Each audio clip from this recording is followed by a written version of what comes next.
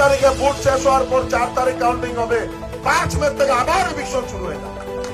ভোটের পর ফের বুলডোজারের গর্জন, পাথারকান্দিতে আবার শুরু হবে উচ্ছেদ অভিযান, সরাসরি হুঁশিয়ারি বিজেপি প্রার্থী কৃষ্ণেন্দু পালের।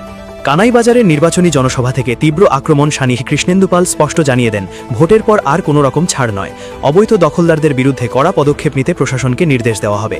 তার দাবি, পাথারকান্দির উন্নয়নের পথে সবচেয়ে বড় বাধা এই অবৈধ দখল, আর সেটাকেই সম্পূর্ণভাবে নির্মূল করাই হবে তার অগ্রাধিকার। জনসভায় উপস্থিত সমর্থকদের সামনে তিনি আরও বলেন, আইনের বাইরে কেউ নয়, যারা অবৈধভাবে সরকারি জমি দখল করে বসে আছে তাদের সরাতেই হবে, উন্নয়ন চাইলে কঠোর সিদ্ধান্ত নিতেই হবে। এই মন্তব্যকে ঘিরে ইতিমধ্যেই রাজনৈতিক মহলে শুরু হয়েছে তীব্র বিতর্ক। বিরোধীরা এটিকে ভোটের আগে ভয় দেখানোর রাজনীতি বলে কটাক্ষ করেছে, যদিও বিজেপির দাবি এটাই সুশাসনের প্রতিশ্রুতি। সব মিলিয়ে পাথারকান্দিতে ভোটের আগেই উচ্ছেদ ইস্যুতে তাপমাত্রা চড়ছে চরমে। এখন দেখা ভোটের ফলাফল কি আসে, আর তারপরে কি সত্যিই গর্জে উঠবে বুলডোজার। 9 তারিখে ভোট শেষ হওয়ার পর 4 তারিখ কাউন্টিং হবে, 5 মে থেকে আবার ইলেকশন শুরু হয়ে যাবে।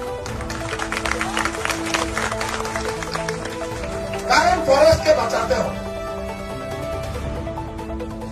ফরেস্ট এরিয়াতে কারা এসে দখল করেছে, এরা কারা, আমি জানতে চাই এরা কারা। ফরেস্ট নোটিশ দিল, কাঠটি বুটকা নিয়ে চলে গেল। কোথায় গেল?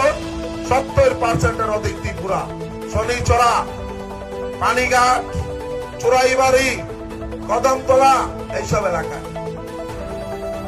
আর বাকি কিছু সাউথ করিমগঞ্জ, রাতাবাড়ি,